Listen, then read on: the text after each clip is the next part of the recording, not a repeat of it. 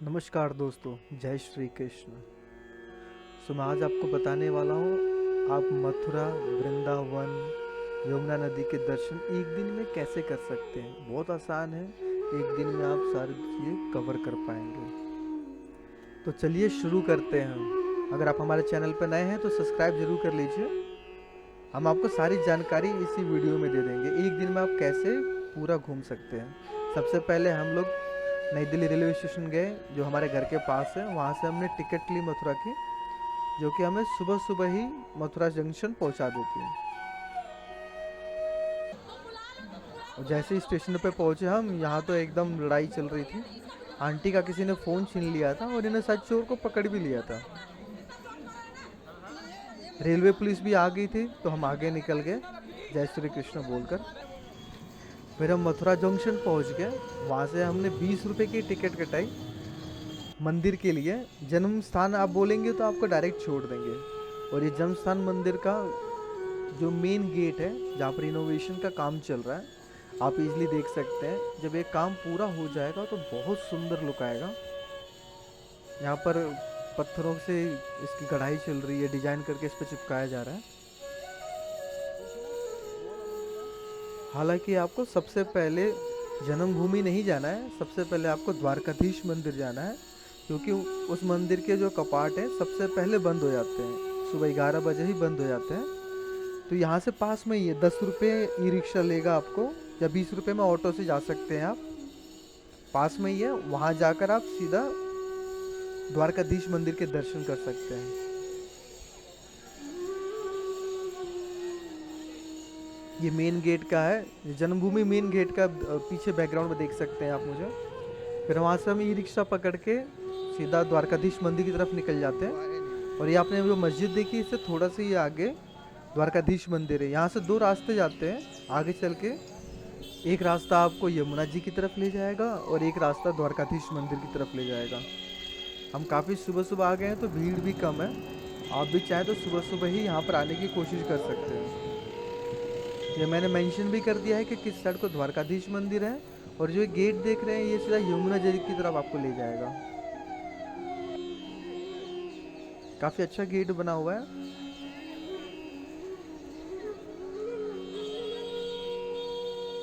यहाँ से आपको नदी हल्की हल्की दिख भी रही होगी। तो यहाँ से हम आगे द्वारकाधीश मंदिर की तरफ निकल जाते हैं, राइट साइड को टर्न होकर।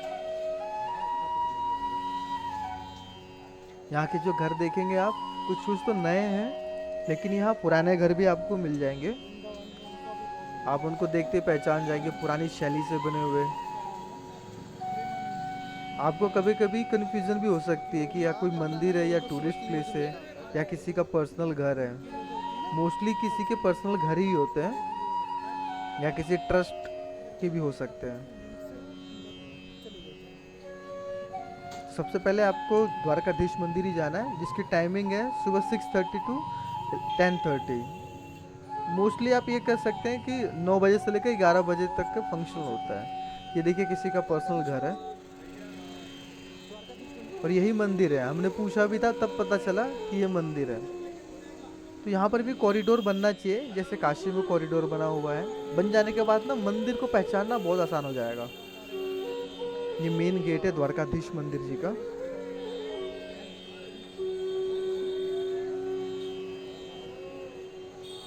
जो आपकी बिलोंगिंग्स हैं, जो आपका सामान है, आप बगल में ही जूता घर है, वहाँ पर सबमिट कर सकते हैं। 10 से 20 रुपये लेते हैं और आपका सामान सिक्योर रहेगा। आपको मैं अभी दिखा दूंगा।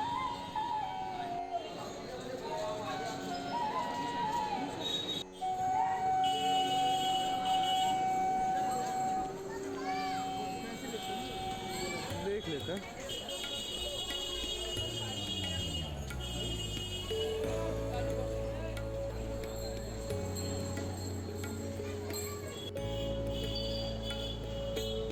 यहाँ से आप मंदिर में प्रवेश कर सकते हैं। बहुत ही खूबसूरत मंदिर है, मथुरा का एक सबसे बेहतरीन और सबसे खूबसूरत मंदिर है। आपको बता दूं, जो इस मंदिर का आर्किटेक्चर है वो मारू गुजर आर्किटेक्चर है और राजस्थानी क्लासिक स्टाइल में इसको बनाया गया है। फिर हम मेन हॉल में एंट्री करते हैं। यहाँ आप जैसे ही ऊपर देखेंगे, भगवान कृष्ण के जो अलग अलग समय है, जो उनका काल है, जैसे बचपन वृंदावन में रहे, फिर द्वारकाधीश गए, और जो महाभारत युद्ध हुआ उसकी फिर पेंटिंग के थ्रू दर्शाया गया है। आप चाहें तो आराम से देख सकते हैं। आप बैठ कर आराम से ऊपर देखेंगे तो उसमें खो जाएंगे। थोड़े इंतजार के बाद ही कपाट खुल जाते हैं, दर्शन हो जाते हैं हमें द्वारकाधीश जी के। आप भी दर्शन कर लीजिए।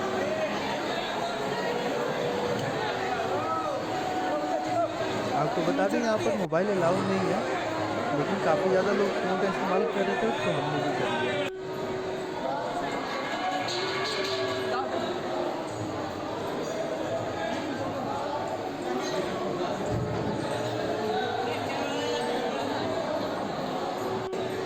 ये परिक्रमा यहाँ से आप कर सकते हैं। और सबसे मेन बात, इस मंदिर को बनाया गया था 1814 में, 1814 में, और बनाने वाले थे सेठ गोकुल दास पारीक। ये बहुत ज़्यादा श्रद्धा रखते थे कृष्ण भगवान में। इन्होंने इसको 1814 में बनाया था। वो काफ़ी खूबसूरत है, एक राजस्थानी स्टाइल में बनाया था 1814 में।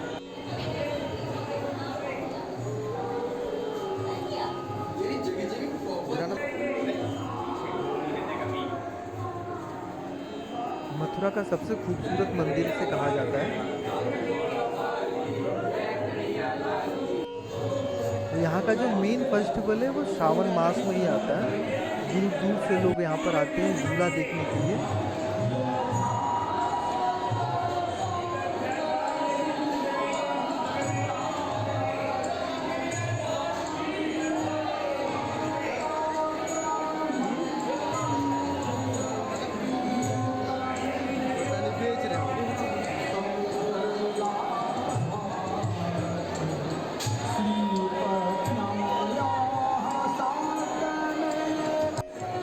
राधा रानी और कृष्ण भगवान को यहाँ पर हिंदोला खिलाया जाता है।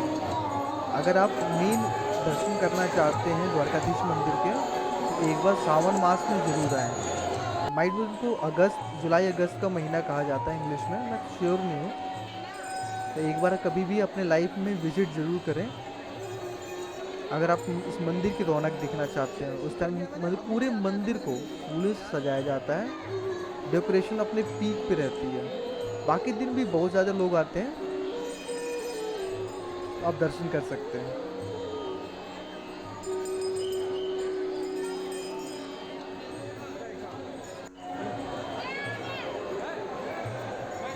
जब हम मंदिर से बाहर निकलते हैं, क्योंकि हमें टाइमिंग का ध्यान देना है, हमें दोपहर तक मथुरा का पूरा टूर ख़त्म करना है। इसके बाद हम जन्म स्थान की तरफ जाएंगे।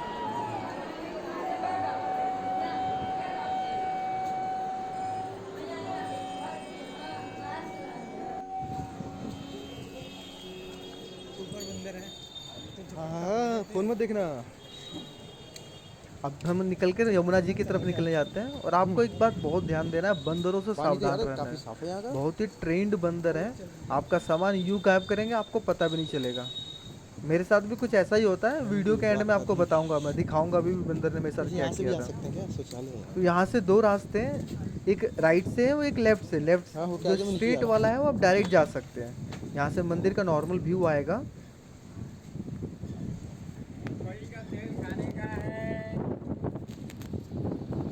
यहाँ से अगर आप राइट साइड से ऊपर चढ़ते हैं, जैसा मैंने भी किया, तो आपको बताने आ जाएंगे कि ये ऊपर जो 4 स्तंभ है उसके बीच में आपको नहीं चढ़ना है। एक्चुअली क्या है कि वो एक मंदिर का स्थान है, मूर्ति गायब है। मुझे भी कोई टोकने आ गया था, तो मैंने कह दिया था कि हाँ भाई मैं नहीं जा रहा हूँ, मुझे मालूम है। इतना तो हम यूपी वालों को पता ही होता है। यहाँ से आप मंदिर का पूरा नज़ारा देख सकते हैं। फिर से बताऊंगा, बंदरों से सावधान रहना। आपका फ़ोन भी छीन सकते हैं वो। फ़ोन, कैमरा, चश्मा, गॉगल्स, कुछ भी गायब कर देंगे तुरंत ही।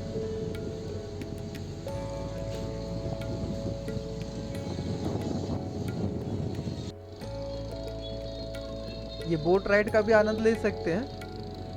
हमने भी की थी बोट राइड, उसकी वीडियोस भी मैं आपको दिखाऊंगा। और एक और एंगल है, वहाँ से अगर आप यमुना जी को देखते हो तो काफ़ी अच्छा व्यू आएगा। वहाँ फोटोग्राफी करने के लिए बहुत बढ़िया। और यहाँ पर आपको वॉशरूम की फैसिलिटीज़ भी मिल जाएंगी इसी एरिया के आसपास। तो इन केस आपको नेचर्स कॉल हो तो यूज़ कर सकते हैं। यहाँ से काफ़ी अच्छा व्यू आता है।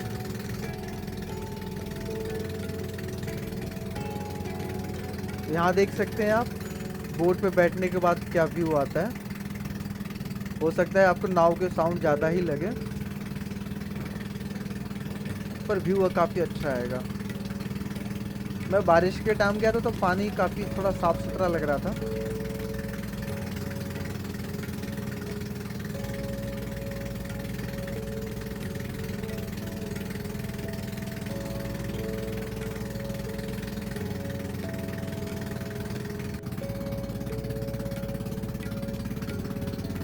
यहाँ से आप पूरा व्यू देख सकते हैं नदी का, नदी के तट का।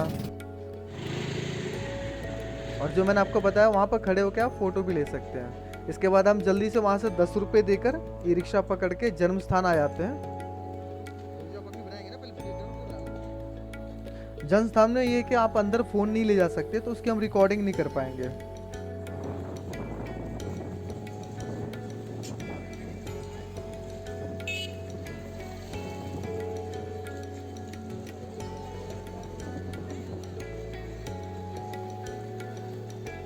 ये मेन रोड है और यहाँ से एंट्री करनी है आपको। और बहुत सारे आपको वहाँ पर कुछ लोग मिलेंगे जो आपको बोलेंगे कुछ पैसे देकर आपका जल्दी से दर्शन करवा देंगे या आपका सामान बच जाएगा। इन सब के चक्कर में नहीं पड़ना है, बहुत आसान है। वहाँ से आप जाकर एंट्री कर सकते हैं और मंदिर के दर्शन कर सकते हैं। मंदिर के दर्शन करने के बाद हम सीधा वृंदावन की तरफ निकल गए। वहाँ की वीडियो आपको नहीं मिलेगी क्योंकि वहाँ फ़ोन अलाउ नहीं है, वरना हम आपको बना के दे देते हैं। यहाँ से वृंदावन की तरफ निकल गए। ये पीछे गेट देख रहे हैं, ये वृंदावन है। निधिवन के लिए हम एंट्री करते हैं यहाँ से।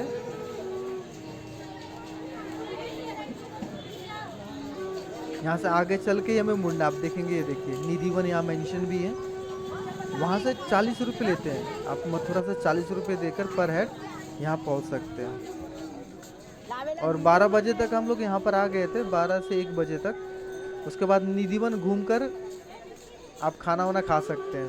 मैं आपको पूरा रास्ता दिखाता हूँ निधिवन का। ये पतली सी सकरी सी गली है, तो आप ये देखेंगे आगे गेट दिख रहा है, वहाँ से निधिवन स्टार्ट हो जाता है।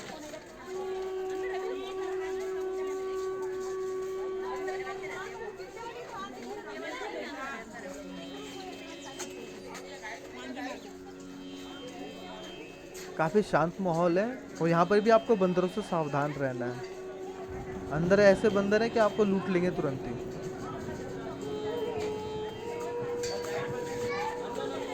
निधिवन अगर आप घूमना चाहते हैं तो इसकी टाइमिंग बताता हूँ आपको। अगर गर्मियों में आप आते हैं तो सुबह 5 बजे से लेकर शाम को 8 बजे तक घूम सकते हैं।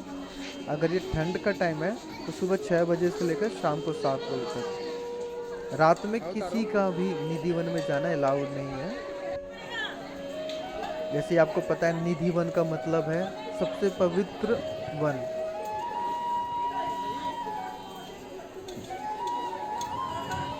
अगर आप कभी भी निधिवन नहीं घूमे तो आपको बता दें यहाँ पर तुलसी के पौधों का जंगल है। और यहाँ पर ऐसा कहा जाता है कि रात के टाइम कृष्ण जी और राधा रानी यहाँ पर रास लीला करते हैं, इसलिए रात में किसी का भी आना अलाउड नहीं है।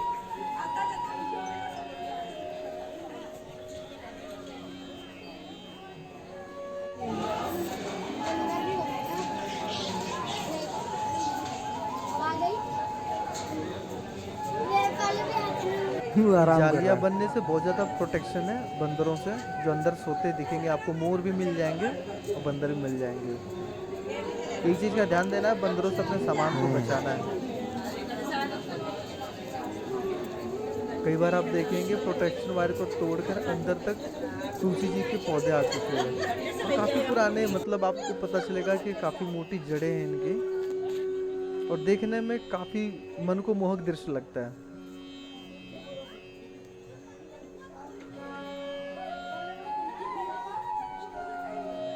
निधिवन जाकर आप एक चीज़ का तो एहसास कर ही सकते हैं। क्या कल्पना कर सकते हैं कि हजारों साल पहले भगवान कृष्ण जब वो 8 साल के छोटे थे 5 साल के रहे होंगे, 6 साल के रहोगे, 7 साल के रहोगे, अपनी बांसुरी पर पूरे वृंदावन को नचाया करते थे। देख देख देख देख।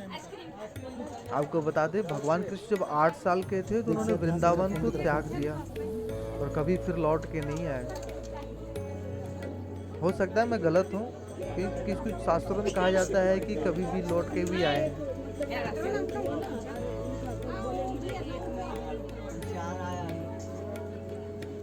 यहाँ पर बंदर अपने चालाकी में लगे रहते हैं। यहाँ पर आप जाएंगे तो रंग महल मिलेगा आपको। शायद ये रंग महल है या इसके आगे वाला रंग महल है।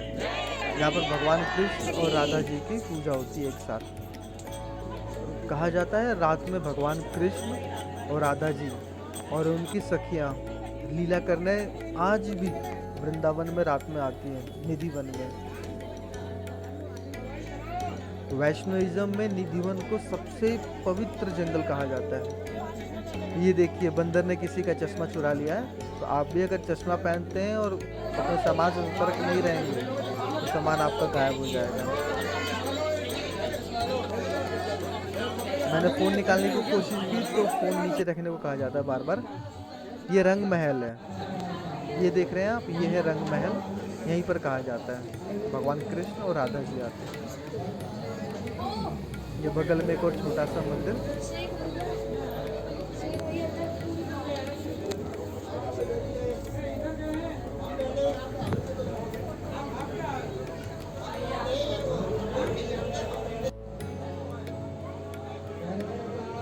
फिर ये देसी स्टाइल में एक सेल्फी लेते हुए हम लोग बाहर आ रहे हैं। राधे रानी की जय।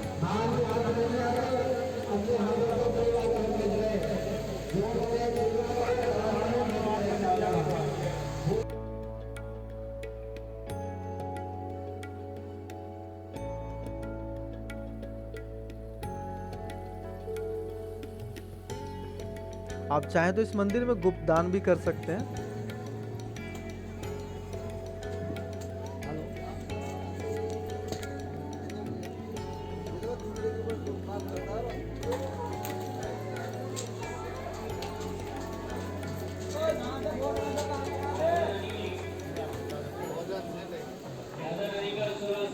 फिर हम लोग धीरे धीरे बाहर की तरफ निकलने लग जाते हैं।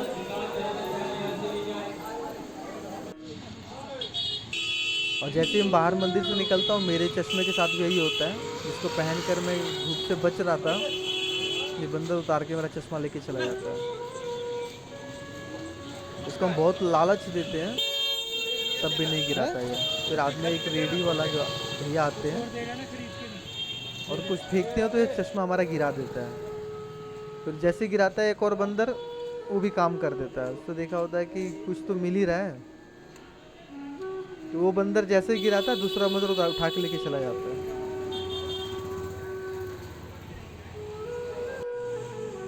फिर हमारे चश्मे का देखो क्या हाल होता है। फ्रूटी देते रहोगे तो फिर तो कंगाल ही कर देगा ये। फिर ये दुकान से कृष्ण भगवान के कपड़े उठा के लेके भाग जाता है कि तो ये सोच के कुछ मिलेगा, और दुकानदार कहाँ कुछ देंगे। अगर दुकानदार देने लग गए तो दुकानदारी होगी। बची बस उसके पास कपड़ा तो गिरा देता है वो, कुछ मिलता नहीं है देखकर।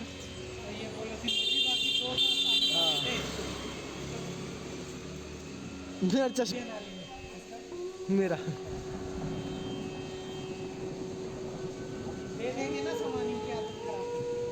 अभी तक 2 बज गए थे हमें मंदिर से बाहर आते आते, निधिवन से बाहर आते आते। और अब हमें जाना है श्री बांके बिहारी मंदिर।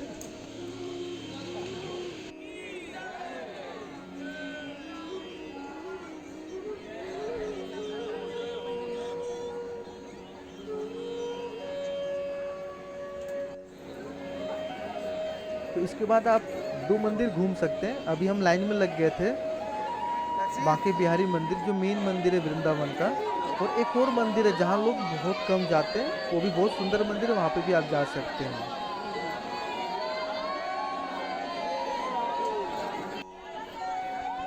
उसके भी आपको बताएंगे। तो मंदिर में भीड़ बढ़ जाती है, हम जल्दी से पेड़ा लेकर प्रसाद के लिए और लाइन में लग जाते हैं।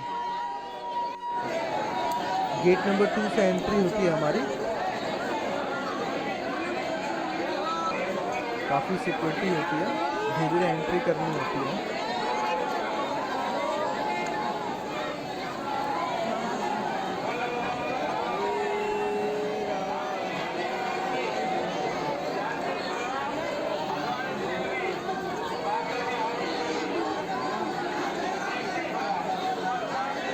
तो बांके बिहारी मंदिर को एक कंबाइंड फॉर्म बोला जाता है कृष्ण भगवान और राधा जी का। ये मंदिर दोनों लोगों को डेडिकेटेड है।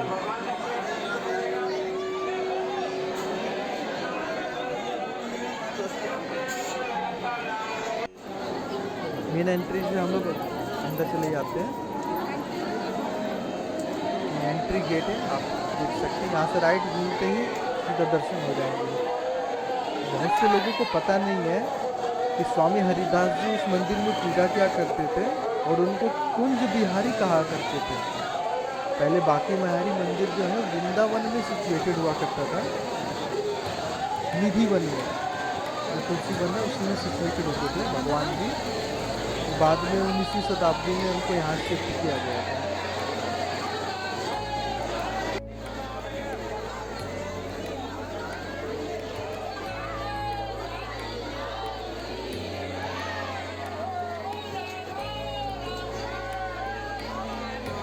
भगवान की छवि इतनी प्यारी है कि आप उनको देख के भावुक जरूर हो जाएंगे। भगवान की मूर्ति देखकर मुझे रश्मिजी की एक कविता याद आती है।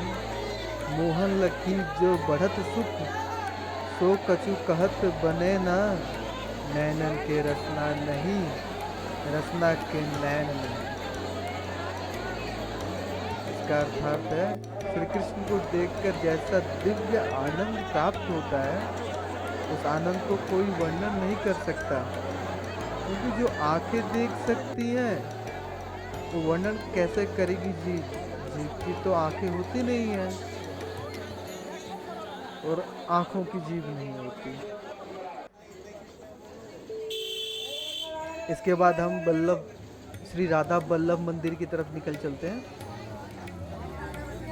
इसकी टाइमिंग भी लगभग सेम है। ये पतला सा रास्ता है, यहीं से सीढ़ियों के थ्रू आपको जाना होगा। जूते आपको यहीं निकालने हैं। तो आप एक काम कर सकते हैं, किसी भी दुकान पर जो पूजा सामग्री है उसको लेकर, चढ़ावे की सामग्री लेकर अपना जूता फ्री में रख सकते हैं। या तो आप सीढ़ियों पर छोड़ सकते हैं रिस्क पर।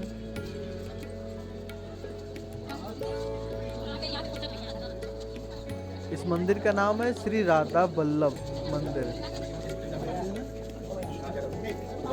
इस मंदिर का निर्माण 16वीं शताब्दी में कराया गया था हरिवंश महाप्रभु द्वारा। जो मंदिर है राधा वल्लभ संप्रदाय का है।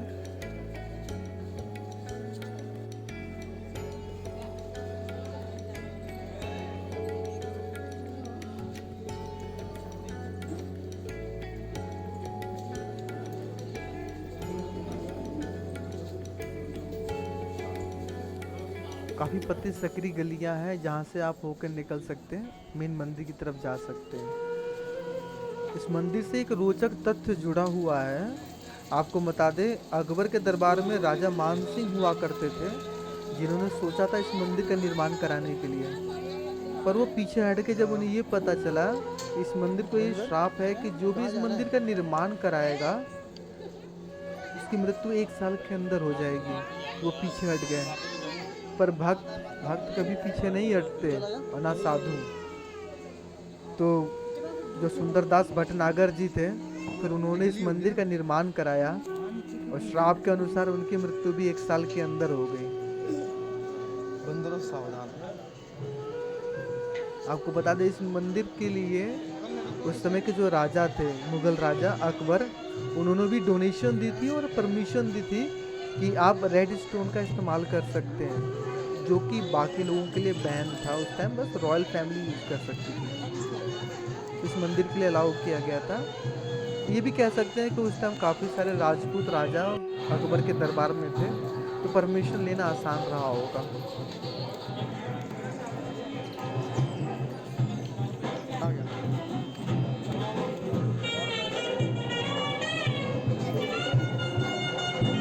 जैसे ही अंदर जाएंगे कुछ लोग बांसुरी बजाते हैं, किसी की मन्नत पूरी नहीं होगी तो लोग ढोल नगाड़े बजा रहे होंगे,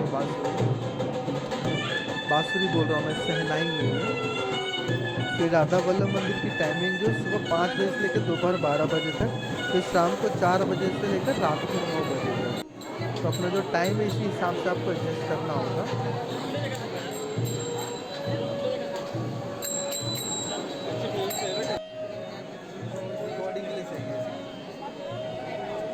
अभी हम पहुंचे थे तो मंदिर के कर्टन गिरे हुए थे, पर्दे हटे नहीं थे। तो जैसे पर्दे हटे भगवान कृष्ण और राधा जी के दर्शन हुए। ये मंदिर भी काफ़ी खूबसूरत है। आपको बता दें यहाँ के 3-4 मेन त्यौहार है इस मंदिर के।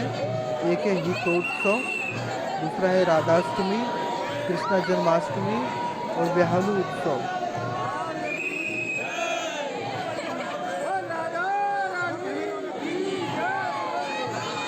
फिर हम श्री राधा वल्लभ मंदिर दर्शन करने के बाद इस्कॉन टेम्पल की तरफ निकल जाते हैं, क्योंकि हमें टाइम का भी ध्यान देना है। तो हम सीधा वहाँ से पैदल ही निकल जाते हैं। आप चाहो 30-40 रुपये देकर भी जा सकते हैं, मुझे 50 रुपये का फीस था। हमारे पास टाइम था, वॉक करते हुए चले जाते हैं। टाइमिंग आप देख सकते हैं यहाँ पर गेट पे ही मेंशन है। आपको बता दूँ ये इस्कॉन टेम्पल को कृष्ण बलराम मंदिर भी कहा जाता है। इस मंदिर का निर्माण 20 अप्रैल 1975 में कंप्लीट हुआ था। प्राण प्रतिष्ठा भी तभी हुई थी। जैसे आप लेफ्ट साइड में मुड़ेंगे आपको गुरु जी के दर्शन होंगे। जब हम गए थे मंदिर में तो स्वामी प्रभुपादा जी की आरती चल रही थी। हर शाम हर सुबह आरती की जाती है, आप भी चाहें तो देख सकते हैं। विश्व भगवान में जो इस्कॉन टेम्पल है इनकी जो फाउंडेशन है इन्होंने ही की थी। भक्ति मूवमेंट एक तरीके से स्टार्ट किया था इन्होंने अमेरिका में जाकर। तो उनकी हिस्ट्री के बारे में भी यहाँ पे दिखाया गया है, आप चेक कर सकते हैं। काफ़ी अच्छे तरीके से दिखाया गया है कैसे उन्होंने अमेरिकी लोगों के बीच में अपने सनातन धर्म का प्रचार किया।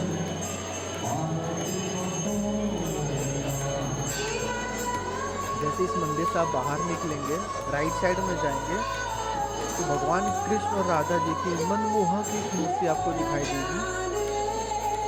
जैसे हम बाहर जाएंगे आपको दिखाएंगे।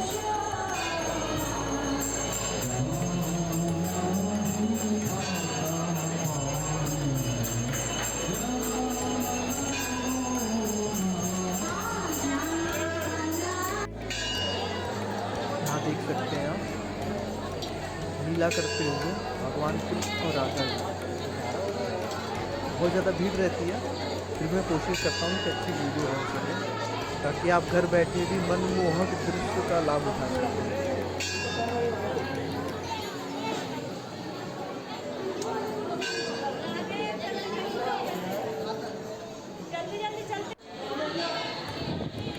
यहाँ पर आप देखेंगे भक्ति मूवमेंट की भी आपको जिसमें दर्शन कर सकते हैं आप। भक्ति मूवमेंट था प्रभुपादा जी का।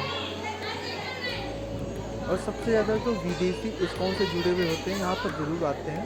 आप चाहें तो इनकी कुछ किताबें ले सकते हैं भक्ति मूवमेंट से जुड़ी हुई।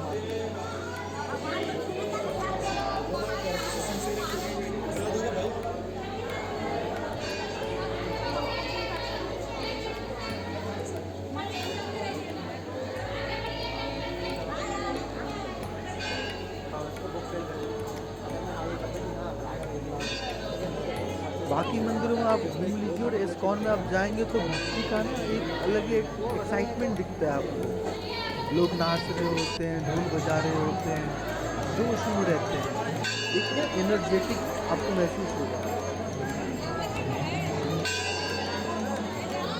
आप मंदिर का नाम देख सकते हैं। इस्कॉन ऐसे लोग याद करते हैं लेकिन इसका नाम है श्री श्री कृष्ण बलराम मंदिर।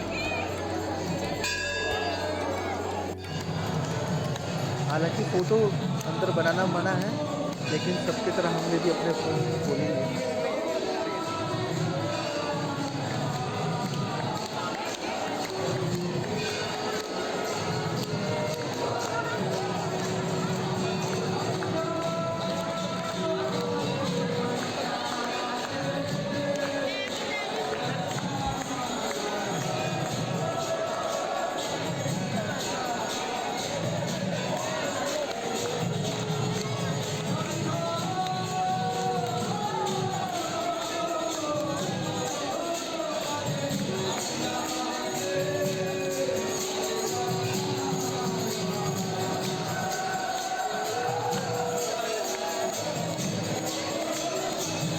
नीचे हम जाते हैं। आप यहाँ देखेंगे जो एस्कॉन से जुड़े लोग हैं नृत्य करते करते भगवान की आरती कर रहे थे।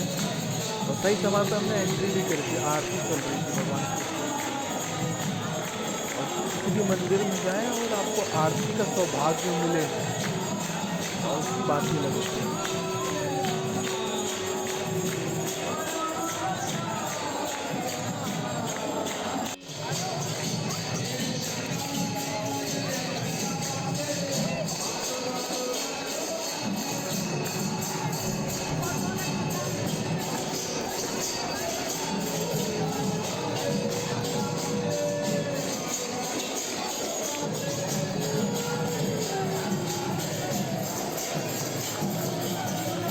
आप हमारे पीछे देख सकते हैं लोग अभी भी नृत्य कर रहे हैं।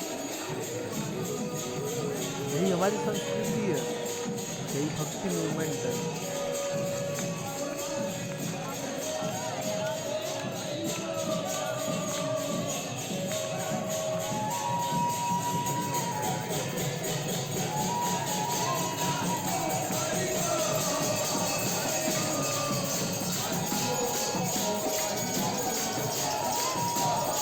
इतनी भीड़ के बाद भी भगवान जी के दर्शन हो गए।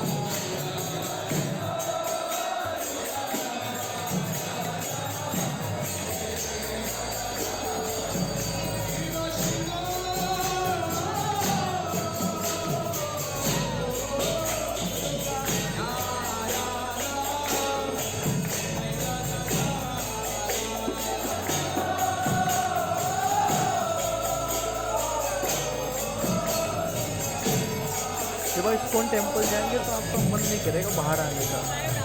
आप चाहे तो वहाँ बैठे बैठे जब तक मंदिर बंद ना हो तब तक आप समय निकाल सकते हैं। जिस जोश में आपने एंट्री करी थी विश्वास मानते हैं जब तक आप मंदिर में रहेंगे जोश में रहेंगे, आपका जोश खत्म नहीं होगा। पॉजिटिव एनर्जी रहती है कि आपका मन नहीं होगा।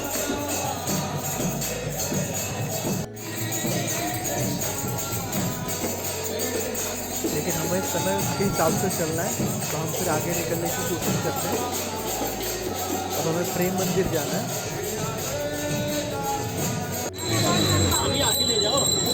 इस्कॉन टेम्पल से आप खिचड़ी का प्रसाद जरूर लें भगवान के आशीर्वाद की तरह।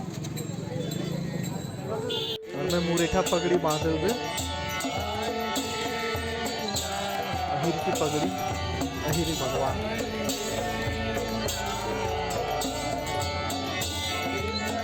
जैसे मंदिर के बाहर निकलेंगे आपको विदेशी जो भक्तजन हैं वो गाते बजाते आपको मिल ही जाएंगे।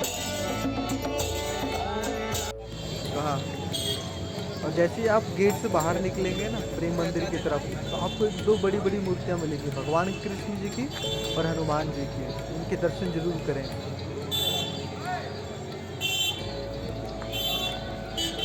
यहाँ से 40 रुपये लेते हैं, 30 से 40 रुपये आपको प्रेम मंदिर के लिए।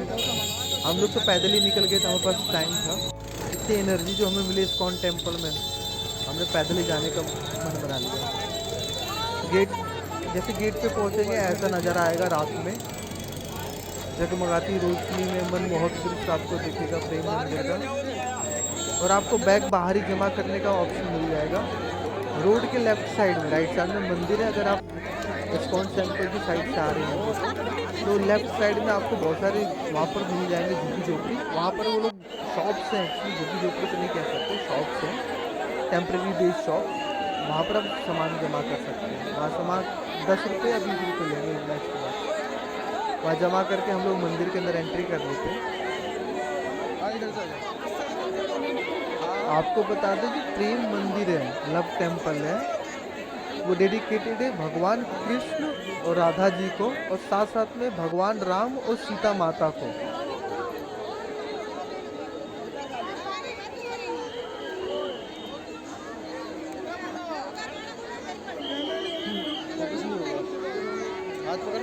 इस मंदिर का निर्माण 2001 में शुरू हुआ था और 2012 में जाकर इसका काम पूरा हुआ था।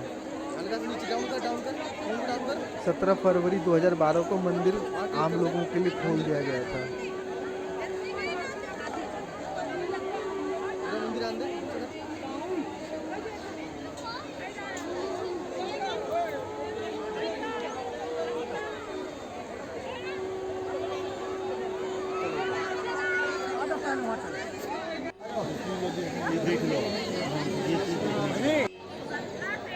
आपको बता दें ये मंदिर इटालियन संगमरमर से बना हुआ है और 125 फीट ऊंचा है ये मंदिर और 190 फीट लंबा है और 128 फीट चौड़ा है।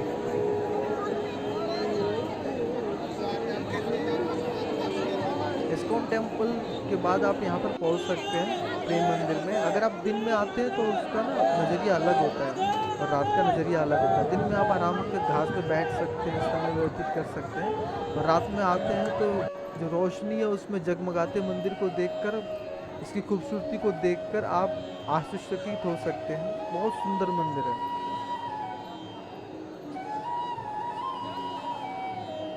बीच में मंदिर है और चारों तरफ आप ध्यान देंगे तो भगवान कृष्ण से जुड़े उनकी लीलाओं के बारे में बताया गया है।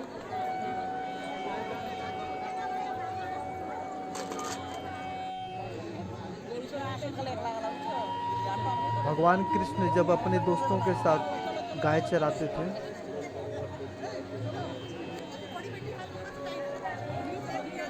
जो लोग गांव से देख रहे होंगे उनको तो पता ही होगा कि गाय चराने का सुख क्या होता है। यहाँ पर लेजर लाइट वाटर शो भी है जिसका आनंद आप रात में ही ले सकते हैं। दिन में तो आपको लाइट इफेक्ट का पता नहीं चलेगा।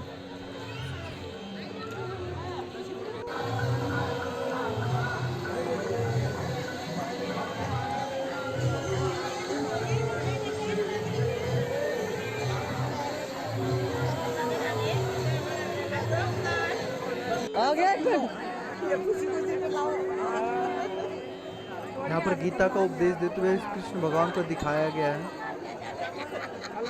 कैसे जब अर्जुन विचलित हो गए थे, अपने ही लोगों के सामने हथियार उठा नहीं पा रहे थे, तो उनको समझाया था। तो इसके बारे में तो आप सबको पता होगा। भगवान कृष्ण के बचपन की सबसे बड़ी लीलाओं में से एक, यहाँ पर भगवान कृष्ण ने इंद्र का गुरूर तोड़ दिया था। अगर आपको इसके बारे में ना पता हो तो कमेंट जरूर करें, मैं इसके बारे में एक सेपरेट वीडियो बता दूंगा।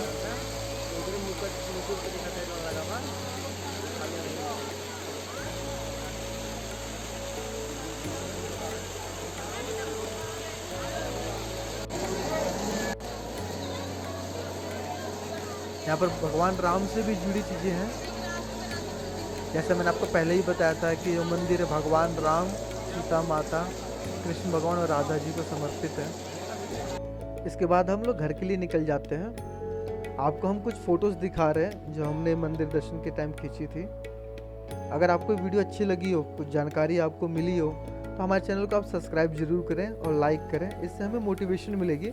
हम और भी वीडियोज़ अपने चैनल पर लाएंगे जिससे आपको और भी जानकारी मिलेगी बाकी जगहों की, कैसे आप कम समय में ज़्यादा से ज़्यादा भ्रमण कर सकते हैं, दर्शन कर सकते हैं। आप सभी का तहे दिल से बहुत बहुत धन्यवाद। जय श्री कृष्ण।